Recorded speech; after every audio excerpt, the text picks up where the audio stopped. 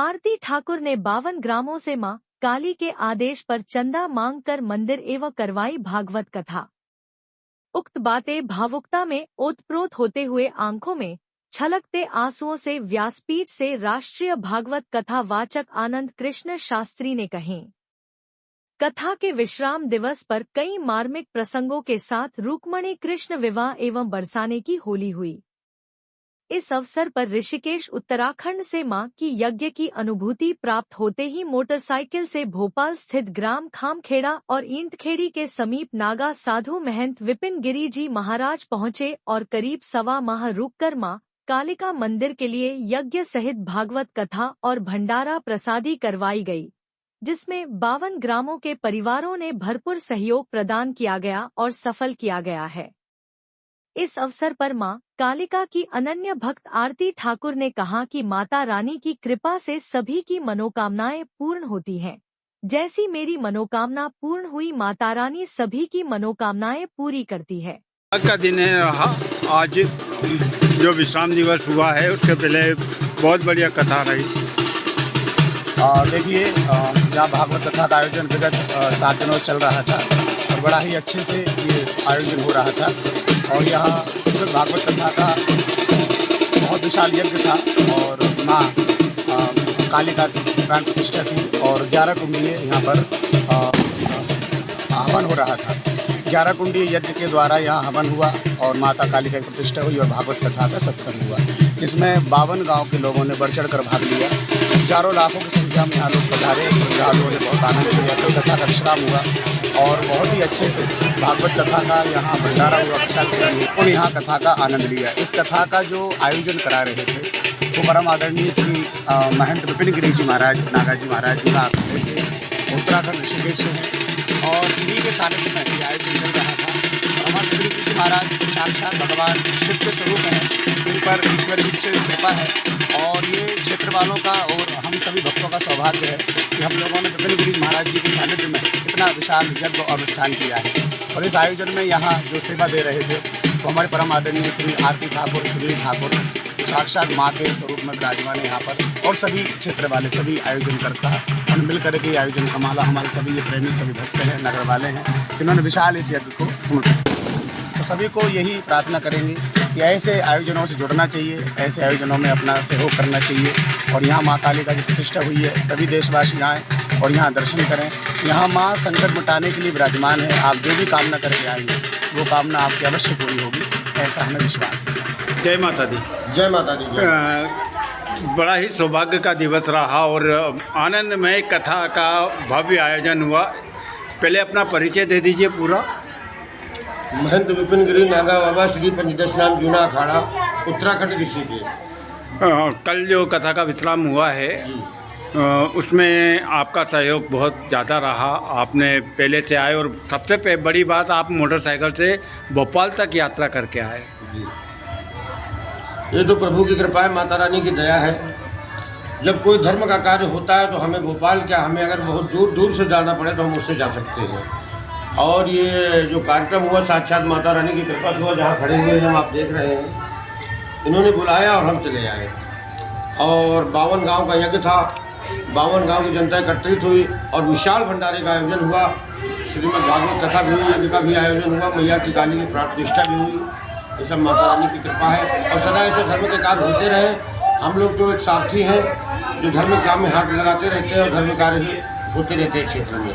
कई अपनी यज्ञ हो चुकी, कई भागवत हो चुकी और होती ही रहेंगी। जय माता। जय माता। दरबार की जय, दरबार की जय, दरबार की जय, दरबार की जय। आज बड़ा ही सौभाग्य का दिन है। माँ काली की कृपा से जो यज्ञ नारायण का विश्राम दिवस हुआ और माता की मनोकामना सभी पे पूर्ण होती है। माता जी ने स्वयं अपना मंदिर बनाया, आप क्या कहना चाहेंगे? कहना चाहूँगी बस यही है कि मैं 27 साल की होने की बचपन से यही सपना देखा था कि जो भागवत कथा लिखी हो या बनी हो या पढ़ी हो,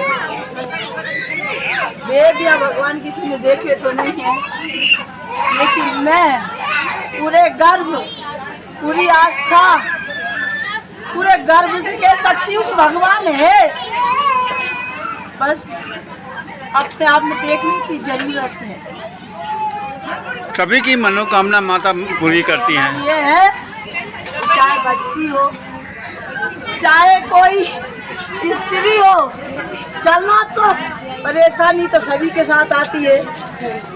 मैंने भी भूखे रह के, जैसी बारिश अभी हो रही थी आप लोग आके छिप गए, लेकिन मैंने ऐसी बारिश में अपने बच्चे को पाला है।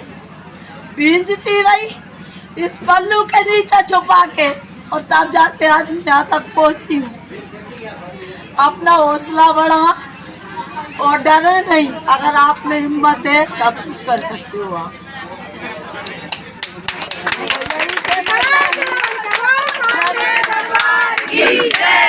मैं फिर भी कहती हूँ कि हाँ, 52 गांव का भिक्षा मांगना आदेश माँ का है, माँ का था और माँ का रहेगा। आगे का आदेश माँ काल का, माँ मरई, माँ मेलरियानी, माई बीजा सेन, माँ त्रिकुटी, माँ रणचंडी, और साथ में कारस देव, पटेल बाबा ठाकुर, ये सभी देवी देवता ने दिया है आदेश, दिया है कि आगे अगर सच पे चली तो ऐसे ही चलाते रहेंगे, कोई बाल बाका नहीं होगा तेरा, और ऐसे ही करवाते रहेंगे ना। 52 गाँव भिक्षा मांगने तो गई, कटोरी में गेहूँ मिला, कुछ नहीं कहा, क्योंकि मुझसे माँ ने कह दिया था कि बेटा अगर धक्का भी मिल जाए तो चेहरे पर मुस्कुराहट चाहिए। किसी से गलत नहीं कहना, किसी से बुरा नहीं कहना, अगर कोई धक्का भी दे दे तो भी तेरे चेहरे पे मुस्कुराहट चाहिए। अगर तू ये 3 परीक्षा में मुस्कुरा गई तो तेरी मुस्कुराहट छीनने वाला कोई नहीं। आज वो सपना मेरा पूरा हो गया, माँ कालका का मंदिर बन गया। देखती हूँ कि शाम को तो मेरे पास कुछ नहीं है, लेकिन सुबह आप देखने वाला झूला मैं नहीं डाल पाई, टाइम मुझे नहीं मिला। माँ ने इसी वक्त मेरे खड़े होते झूला डाला है, देख लीजिए, देखिए मंदिर में खुद झूला डाला है, झूला डाला है। आज जो माँ के दरबार में जो भी हाजिरी लगाता है मनोकामना पूरी हो जाती है, उसको लेकर क्या कहेंगे? माँ सबकी मनोकामना पूरी करती है। बिल्कुल करती है, अगर मन से आओगे तो। परीक्षा लेने वाले तो आज तक भी आए, और कहना यही है, तन से और मन से आना, चाहे भले ही धन से मत आना, तो तुम्हारी इच्छा पूरी होगी। इस बार ना बिल्कुल नहीं। जैसे सीता ने परीक्षा दी थी, ऐसी परीक्षा मैंने दी। बिल्कुल फर्क इतना था कि वनवास में राम नहीं गए थे, मेरे साथ राम स्वयं, मेरे साथ राम स्वयं है, वनवास राम नहीं गए थे। इतना ही कहना चाहूंगी। जय माता। जय माता।